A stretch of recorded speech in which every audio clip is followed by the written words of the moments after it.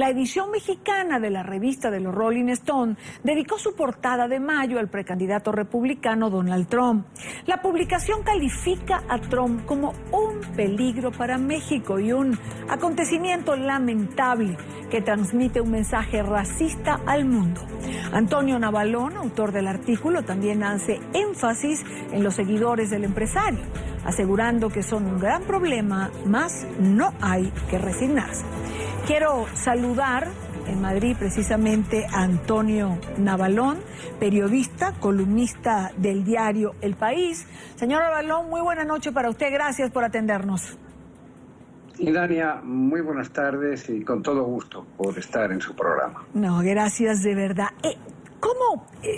Yo creo que tendríamos que comenzar por cómo alguien a quien nadie le apostó, del que todo el mundo señaló al comienzo, no va a llegar, su candidatura va a caer, se va a desinflar, esto es solamente un fenómeno de arranque. ¿Cómo, contra toda previsión posible, Trump ha llegado a convertirse en el fenómeno que hoy es? Y Dania, en mi opinión, por tres elementos fundamentales. Uno de los elementos más contradictorios de este siglo, que es el siglo del conocimiento, la revolución informática, la era de la información, ha hecho que nunca hayamos tenido mayores capacidades de saber lo que pasa y además de saberlo de manera inmediata. Pero ese fenómeno, que muchas veces confundimos información con opinión o con conocimiento, también a veces nos aleja de la capacidad de... Es tal el aluvión de la información que no ordenamos bien los datos para sacar las consecuencias correctas. Hay un problema en el mundo entero que es el rechazo a una determinada manera de gobernar. Esa parte del mundo que se llama los Estados Unidos de América, que sigue siendo el imperio más importante, por lo menos en términos militares, todavía en términos económicos, execuo con China, es un país que en este momento están apareciendo lo que son no las manifestaciones profundas de la enfermedad que tiene como país, sino las contradicciones en las que cayó, en mi opinión, desde el 9/11 hasta aquí. Además, Estados Unidos es un país que tiene la mejor información del mundo, pero muchas veces también tiene una población con una incapacidad casi innata de tener memoria. Y ahora, gran parte del éxito de Trump hay que atribuírselo, en mi opinión, como el de Bernie Sanders, a lo mismo.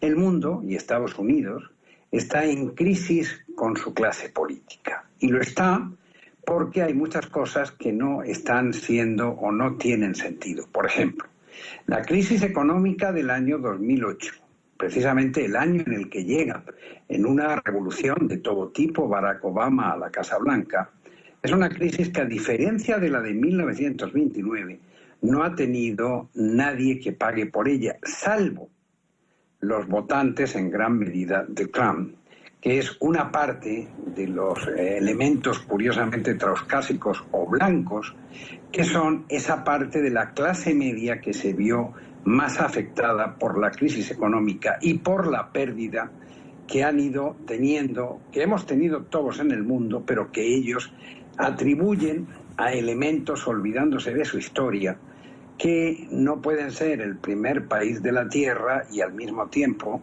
querer ser un país cerrado. Entonces eso ha creado un fenómeno muy contradictorio. Por una parte, Wall Street, contra los que va Bernie Sanders y va Donald Trump, en cierto sentido, en la expresión de que aquí no pagó nadie y que el establishment político al que pertenece Hillary Clinton y tantos otros políticos son en el fondo los aliados de los que se llevaron el mayor botín por el que nadie paga. Segundo, Estados Unidos, desde la era de Clinton, y gracias a esa revolución tecnológica y a la era del Internet, sacrificó gran parte de su economía de base. Una, porque se llevó las instalaciones fuera de los Estados Unidos por un problema de competencia, y de competitividad y de precio. Y dos, y muy importante, porque la economía mundial ha sufrido la mayor transformación en los últimos 25 años, seguramente desde que se inventó la máquina de vapor. No hay más que recordar que todos esos votantes que hoy van a votar en Indiana, por ejemplo, usando el caso del movimiento de la fábrica Carrier de aire acondicionado desde Indiana a los Estados Unidos, se les olvida a los votantes que eso pasa en un escenario económico en el que el dominio tecnológico y compañías como las que nos han cambiado la vida a través de el sistema que me están viendo ahora mismo tus telespectadores o cómo me están escuchando, han habido un cambio, una transformación de la economía en la que se ha cambiado las grandes industrias por el dominio tecnológico. Y entonces te encuentras con la enorme contradicción, por una parte, de que por lo menos no han sabido explicar por qué la crisis económica del 2008 no ha pagado nadie por ella. Y segundo, que toda esa lucha contra los tratados de libre comercio y toda esa protección de los Estados Unidos o de los norteamericanos en sus cuerpos de trabajo, en sus indianas locales, básicamente, es contradictorio con ser el país que en este momento saca y percibe pues un beneficio, por ejemplo, por los sistemas que estamos usando para comunicarnos y por cada uno de los segundos que usamos. Entonces, esos dos elementos dan una población enormemente enojada y un demagogo. En la historia del mundo ha habido muchos Trump, en la historia de los Estados Unidos también. El problema está dónde se para. Mi pronóstico, y así lo escribo, es que aunque gane la nominación, no llegará a sentarse en la Casa Blanca. Bueno, esa es la esperanza de mucha gente, señor Navalón, aunque otros piensan que puede hacerlo. Ahora, hay una crisis, usted decía, el mundo está en crisis con su clase política. Eso ha llevado que en diferentes países, en nuestra región, por ejemplo, gane el fenómeno de la antipolítica, pero también tenemos los resultados que esa antipolítica ha traído para países como Venezuela, Ecuador, Bolivia, en fin.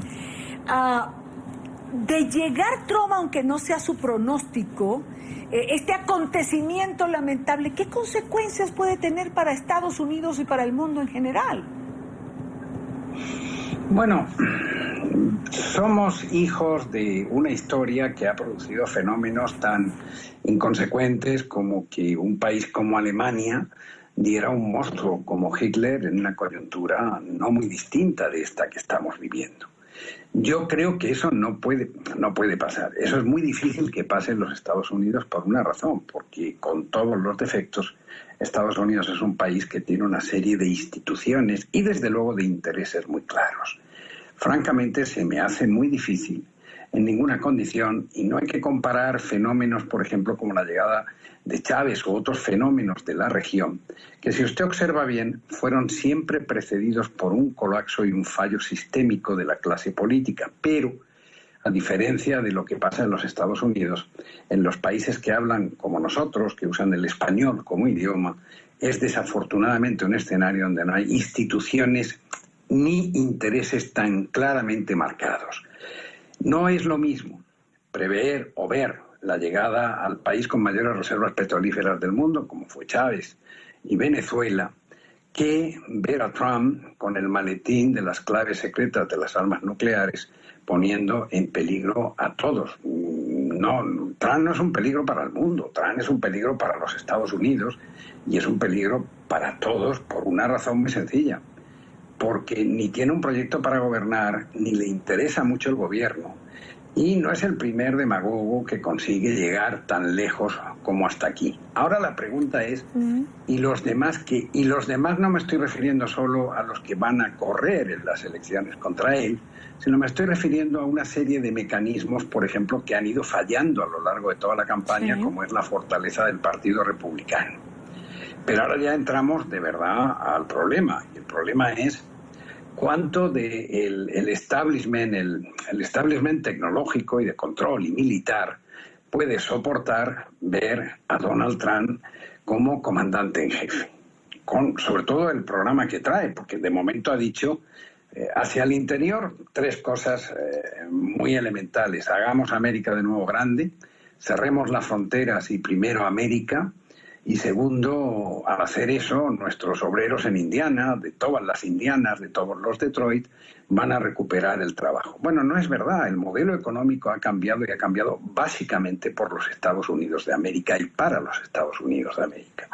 Segundo, una vez que se cierren las fronteras, ¿cómo se va a poner de acuerdo, por ejemplo, en el equilibrio económico mundial y financiero con los chinos, que son en estos momentos los mayores poseedores de la deuda pública norteamericana? Es decir, es un mundo muy complejo, es un mundo muy difícil y con una serie de pies forzados, que una cosa es un rato o mostrar el enojo. Yo creo que es muy importante valorar que Trump no es en sí mismo el problema de Trump es cuántos Trump hay detrás del Tea Party y hay detrás de toda esa política que ha tenido los Estados Unidos en los últimos años, que claramente se ha radicalizado.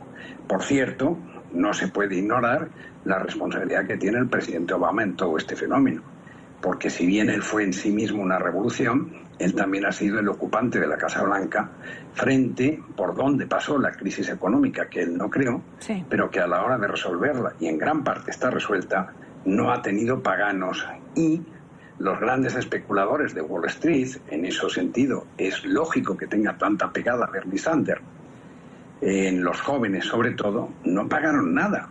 Financiaron los norteamericanos, sí, todos, la salida, y al final aquí no pagó nadie.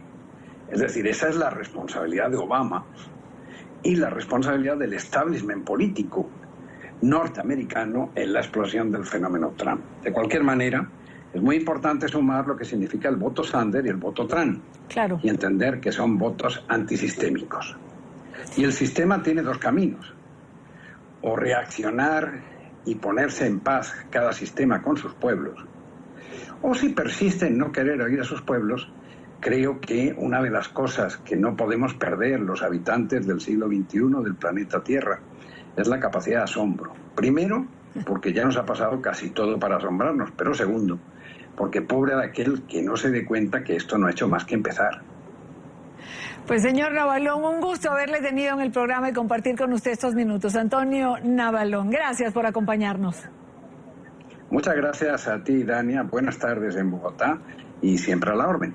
Gracias, muy amable.